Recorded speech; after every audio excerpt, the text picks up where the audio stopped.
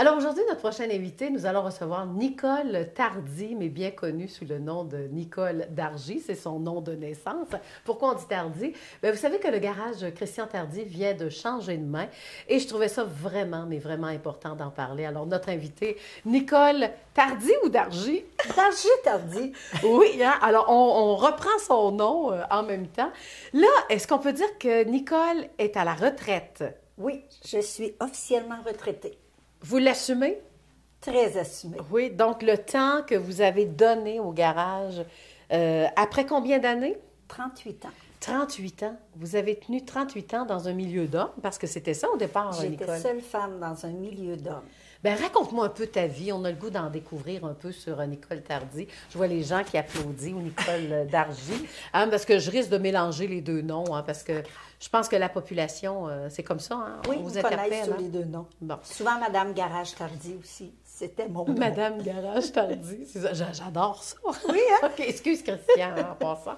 Alors, raconte-moi ton histoire. Ça a commencé en quelle année pour dire, bon, vous étiez mariés à l'époque, c'est Oui, ça aussi? on était mariés. J'attendais un enfant en 1982. Et il y avait Foran Auto. Je ne sais pas, il y a certaines personnes qui vont se rappeler de Foran Auto sur le coin de la rue Foran-Saint-Calixte. C'était un concessionnaire. Et au sous-sol, si on pourrait dire, au plus bas étage, il y avait tout l'entretien des véhicules, le lave-auto. Et mon mari a été recruté, si je peux dire, pour prendre en charge ce commerce-là. Donc, on a loué le sous-sol de ça. Il y avait l'essence. Il y avait les tanks à essence à ce moment-là. On a fait rouler ça pendant 11 mois. Mais au bout de 11 mois, Foran Auto a fait faillite. Donc, à ce moment-là, nous, on se retrouvait plus de clientèle, mais il nous est arrivé une offre. Il y a le poste d'essence qui est au coin de l'hôtel de ville, qui maintenant est un Shell, je crois. Il y avait un FINA qui était là et il y a un Petro-Canada qui s'ouvrait. On est venu nous chercher pour ouvrir le Petro-Canada. On a dit oui, on go l'aventure, on y va. On a fait à peu près 2 ans et demi là, mais les locaux étaient tellement petits Oui, c'est pour petit, travailler en mécanique, c'était difficile. Puis à ce moment-là, Christian avait comme employé juste son père, qui lui avait travaillé 35 ans chez Foran Auto, mais là, il n'y avait plus de travail, donc il est venu travailler avec son fils. On a fait 2 ans et demi là, et ensuite on a acheté au local là, qui est maintenant connu comme Garage C. Tardy, puis on a fait nos belles années là.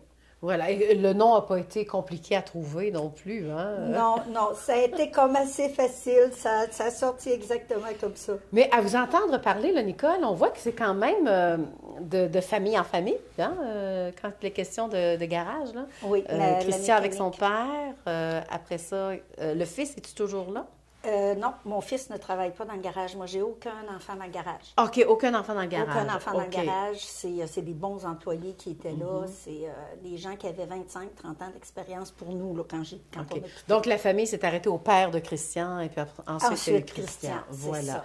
Alors, là, parlez-moi un peu de toute l'histoire, parce que la clientèle vous a sûrement suivi, là, de Foran, aller au centre-ville de Plessisville Oui, et oui. de là où vous êtes Nos actuellement. fidèles clients nous ont suivis tout le long du cheminement. Quand on est parti du coin de la rue Foran, ces gens-là nous ont suivis pour se rendre là, jusqu'à aujourd'hui. J'ai des clients qui étaient là les 38 dernières années.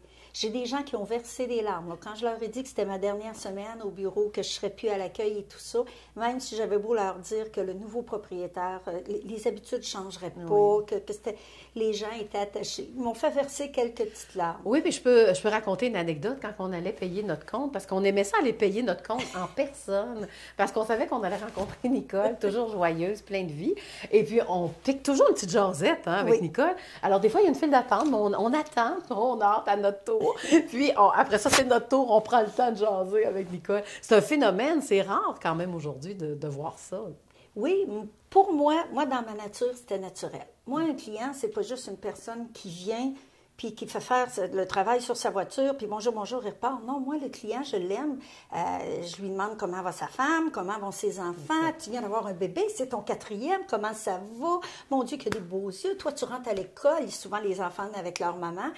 Pour moi, c'était important. Moi, je vis dans mon milieu. J'aime ça connaître les gens autour de moi. J'ai toujours été comme ça. Il y a une cliente qui m'a dit, elle dit, ce qui va nous manquer, elle dit, la personne qui va te remplacer, ça va être l'humanité.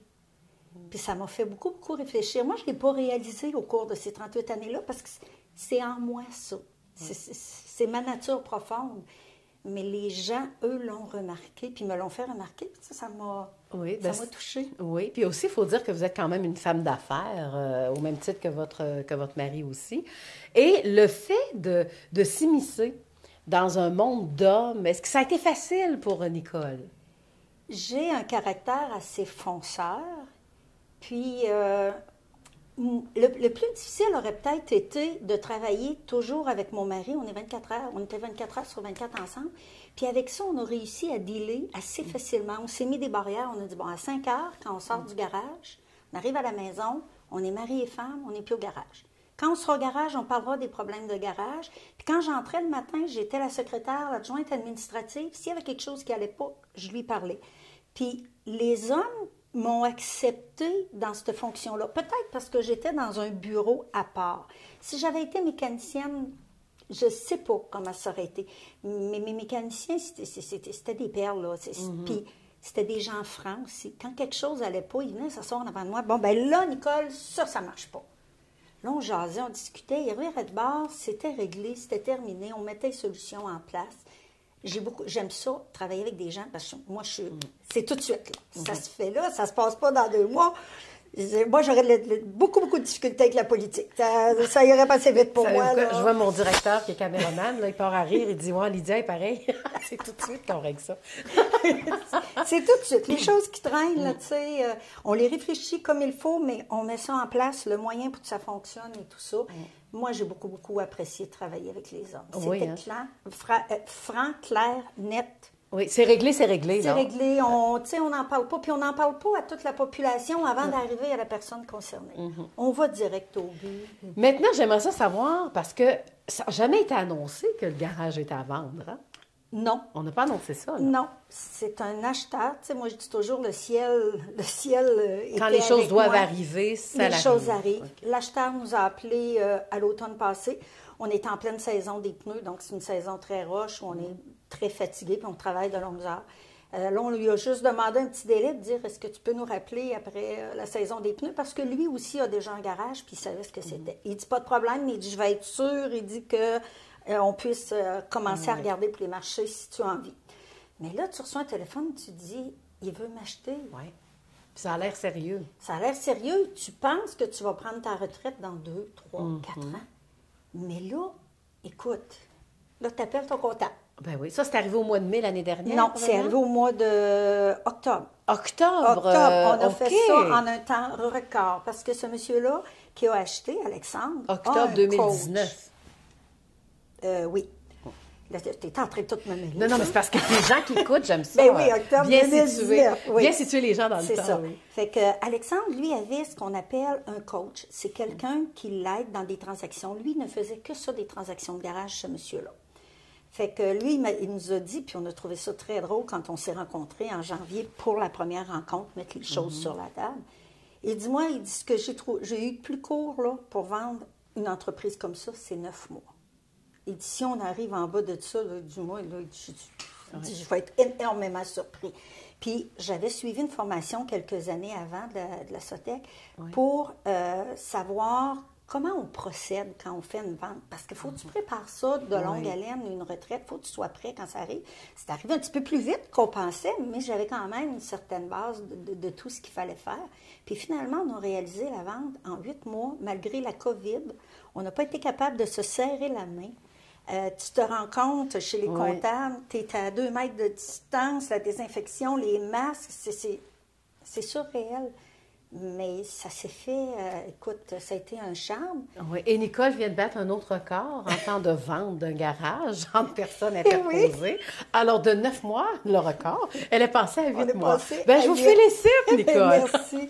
Mais il faut dire que l'acheteur aussi était... Mais c'est ça, parlons-en. J'ai eu l'occasion de leur parler. Oui. On peut les nommer sans problème. Alors, qui a acheté? C'est Alexandre Marcoux. Il y a déjà un garage, Automobile N. Marcoux, sur le chemin de Saint-Albert à Victoriaville. OK. Et il gardait son directeur, je pense, hein, ce monsieur-là. En fait, il est allé chercher quelqu'un qui était ailleurs, mais qui a déjà travaillé pour son père à ce garage-là.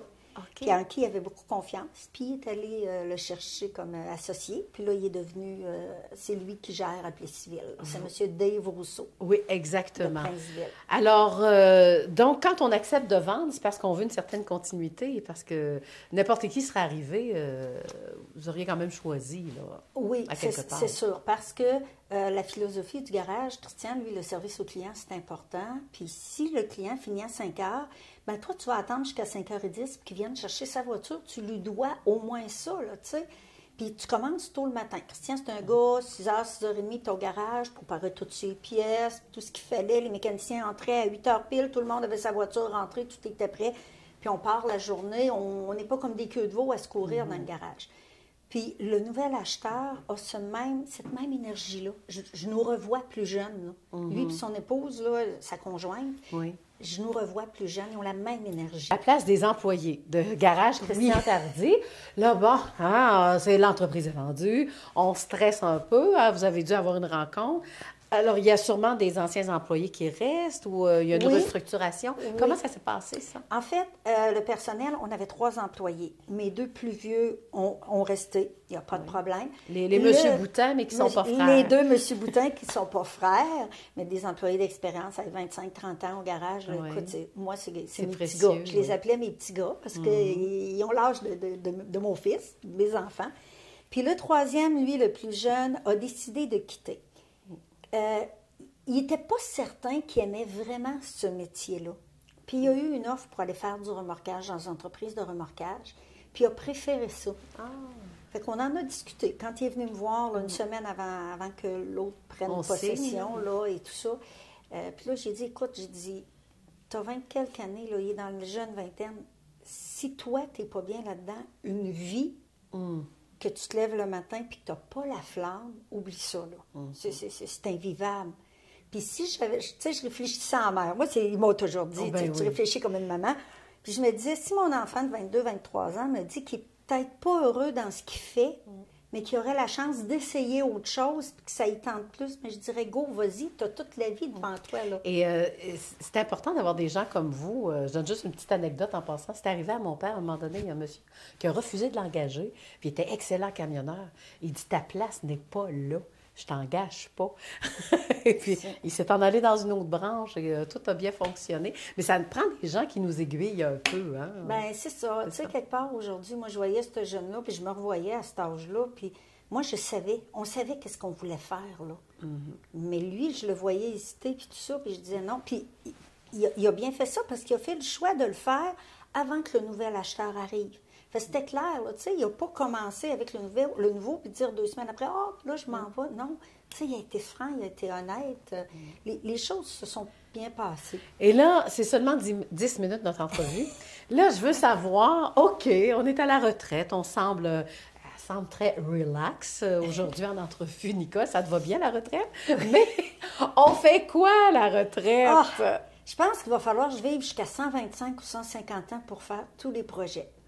Mes filles me disent que je suis revenue à l'adolescence. Je suis une nouvelle adolescente. Oui, et une mamie extraordinaire. C'est ça. Bien, moi, ma priorité, c'est ça. C'est être disponible pour mes enfants, mes petits-enfants, comme ma mère l'a été quand je travaillais et que j'étais dans le tourbillon. Puis ensuite, bien évidemment, il y a la chanson. Voilà. Moi, il y a la chanson. Mes personnes âgées là, que j'allais voir dans les foyers, je m'en ennuie tellement. C'est viscéral, vous ne pouvez pas savoir comment je m'ennuie. J'ai hâte de retourner, pouvoir aller leur donner une petite heure ou deux de bonheur. Parce que, tu sais, je regarde dans les CHSLD où mon papa était jusqu'au mois de février. J'allais là 1 fois par 3 mois, parce que je n'avais pas le temps. Ils ne sortent pas de là. Ils sont entre leurs 4 murs tout le temps. S'ils écoutent la radio, pour eux, c'est pas de la musique qu'ils connaissent. Mais si je vais leur chanter du Fernand Gignac, du Ginette Renaud, du Michel Louvain, de la Bolduc, là, ils partent. Je voyais des gens qui font de l'Alzheimer, la tête comme ça, puis quand je chante la Bolduc, ils se relèvent la tête et ils chantent avec moi.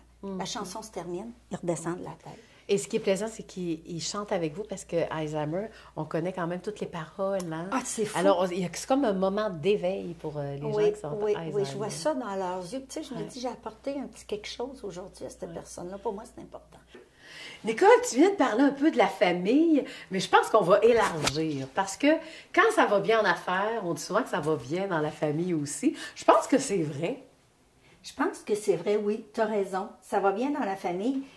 On a eu des enfants qui étaient hyper compréhensifs parce que c'est évident que quand on arrive à 5 heures, on est hyper fatigué. C'est plus difficile, on a moins de patience. Puis il y a des fois, là, bon, une réunion ici à gauche, une formation, on a moins de temps pour les enfants.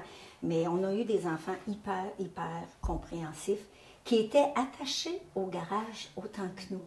Oui, oui. Ils venaient au garage. Pour eux autres, là, après l'école, moi, quand j'ai eu les enfants, aller jusqu'à ce que ma dernière, Marie-Lou, aille à l'école à temps plein en première année, j'étais à la maison. Je faisais la comptabilité, j'ouvrais l'ordinateur. Eux se couchaient, moi j'ouvrais l'ordinateur, je travaillais. Ils se relevaient du dodo d'après-midi, on fermait l'ordinateur, j'étais maman au foyer. Quand la dernière est allée à l'école, je me suis en allée au garage. Là, OK, mais c'est important ce que vous dites là. Là, vous êtes en train de me dire que les enfants n'ont pas manqué de la présence d'un ou l'autre des parents, là. Non, à ce niveau-là, non, on a fait attention à ça. Puis quand ils sont allés à l'école, à 3 heures après l'école, ils arrivaient au garage, je fermais les livres, je retournais à la maison. Je reprenais mon rôle de maman. Ça a été longtemps comme ça, jusqu'à temps que les enfants soient vraiment la polyvalente et autonome. Là. Ouais. Mais c'est ce qu'ils ont vécu toute leur vie. Donc, ils venaient au garage. Des fois, je n'avais pas tout à fait terminé. J'avais un client avec qui je jasais, qui venait payer son compte. Ben oui. Les enfants s'assoyaient, ils attendaient, ils ne disaient pas un mot. Ah, je pensais que tu disais, oh, payez pas votre compte, là, mes enfants sont arrivés. Non, ça marchait pas. Désolée, ça marchait pas. Non. Mais c'est ça. Tu sais, les enfants ont fait partie de la vie de garage. Ben, dans ce cas-là, quand ils ont su que vous alliez vendre, là, ça a été quoi la réaction? Ils ont été très surpris, mais ils savaient que ça viendrait parce que là, on avait atteint 60 ans tous les deux. Puis on avait dit, nous autres, là, 62, 63 maximum. Ils ont trouvé que c'était un petit peu plus tôt. Mais quelque part, ils ont dit, regarde, la vie ne s'arrête pas là, là. Il y a une porte qui se ferme. Si elle se ferme, c'est parce qu'il faut que tu ailles devant, il y a autre chose qui t'attend. Tu as juste à y aller. Puis j'ai des filles qui sont aussi positives que moi. C'est pas compliqué.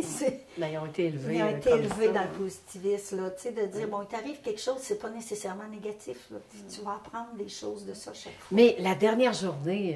La dernière journée. Au garage, on est au garage. La dernière journée avec tout le monde. Le dernier vendredi, dans l'après-midi, j'ai demandé à ma fille et mon gendre, qui ne travaillaient pas à l'extérieur cet après-midi-là, de venir nous aider à terminer l'inventaire parce que l'acheteur venait le soir pour faire la vérification de tout ça.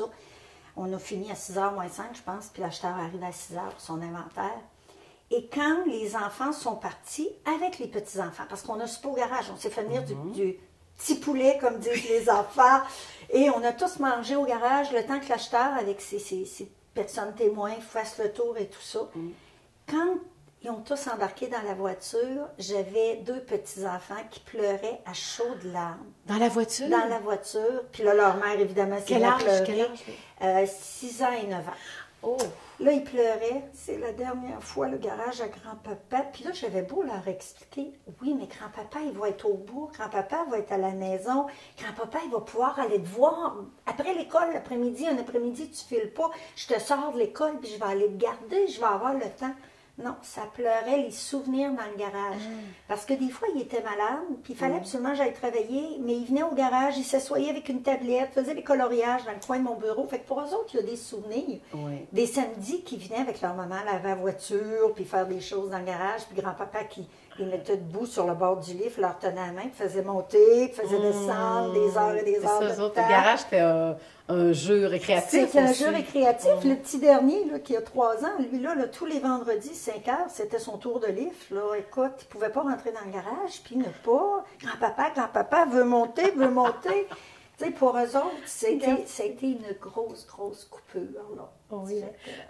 C'est tôt, apprendre le détachement déjà, c'est ça que ça veut dire. Oui, c'est ça. Tu sais, c'est un peu leur premier deuil, quelque part. Là. Tu sais, c'est... Puis vos enfants propres, là, est-ce qu'on vous a déjà dit, maman, on a manqué de ta présence ou Non, jamais? Hein? Jamais. C'est beau, ça. Jamais, mais on a beaucoup travaillé aussi pour garder toujours la famille. Moi, je disais toujours à mes enfants, le jour où vous n'aurez plus rien à manger, vous n'aurez plus de toit sur la tête, une bombe peut être tombée si vous avez votre famille, vous avez tout pour vous relever.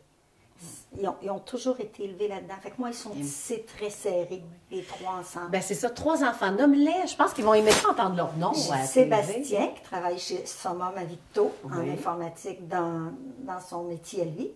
J'ai Marie-Ève, qui présentement travaille chez MR Électrique. Elle est chargée de projet. Puis j'ai Marie-Lou, qui est contremaître chez Plaquage Lignum à Victoriaville. Et les petits-enfants? Les petits-enfants, j'ai le plus vieux, mon Tristan. Ensuite, il faut que je les mette en ordre. Oui. Là. Tristan, parce qu'il y en a qui sont proches. Tristan, Magali, Zach, Mason et une petite nouvelle, Adeline. Oui. Alors, comme on dit, on manque pas de travail quand on est une amie extraordinaire. Ces amours-là, là, quand ça arrive à terre à bois, là, c'est merveilleux, ça s'amuse, ça a du plaisir. Fait que c'est ça, vous vous donnez vraiment de la qualité de vie. Est-ce qu'on peut dire que la qualité de vie commence ou c'est... Non, j'en avais quand même Oui, une. hein? Nous, on se ménageait, là, c'était important parce qu'on travaillait en couple.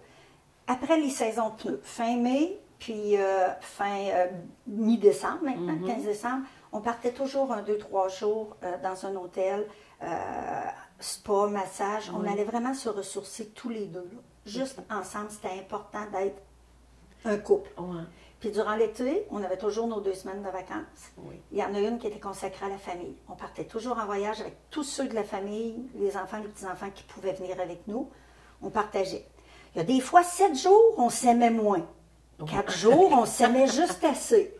On a réalisé ça. Mais tu sais, c'est sûr, on est tous des adultes. Ben tu oui. rajoutes les petits, on a tous des rythmes de vie différents. Mais chaque année, c'est important qu'on se retrouve 3-4 jours, tous ensemble. Les cousins, les cousines, là, les tout petits qui sont ensemble tout le temps. Là. Puis la 2e semaine, on partait toujours tout seul.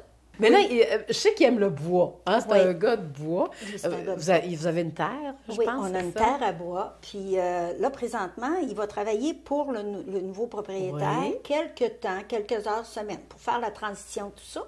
Mais, tu sais, il y a des journées comme aujourd'hui, il y a un petit peu moins de travail. Fait que à 9 h, là, il a dit, moi, je pars, je m'en vais. Et t'as pas Il de s'est travail pour moi. sauvé de Il s'est l'entrevue sauvé. d'aujourd'hui, c'est ça? Oui, il s'est sauvé. Puis pour être sûr d'être assez loin, il est allé au bois. Bon, voilà. Alors, ne le cherchez pas. Là. Ah non, c'est ça. Mais c'est ça, peut-être une petite érablière. Il y a quand même des projets. Oui, là. on a une petite érablière sur notre terre à bois, puis on aimerait ça se bâtir une petite cabane à sucre, juste pour dire quelques centaines d'entailles, pour que les enfants et les petits-enfants puissent connaître ce que moi j'ai connu quand j'étais jeune, là, Bon. à la cabane à sucre, puis revenir tout plein de suie, puis les pieds tout trempés parce que tu as joué dans le ruisseau. Là. Tu sais, c'est des petits bonheurs comme ça. Et la conclusion, on en a parlé tantôt hors d'onde. Qu'est-ce qu'on peut retenir de Nicole et Christian? Ah, Nicole et Christian, premièrement, ont été capables de travailler ensemble pendant 38 ans, sans s'arracher les cheveux. Ben, c'est vrai que Christian n'a plus beaucoup, mais c'est pas de ma faute, j'y ai pas arraché. Je vous le dis, là. Je partage. On te croit. Vous me croyez? OK. Mais c'est ça, on a travaillé ensemble. Là, on a un beau projet. On veut aller à l'autre bout du Canada.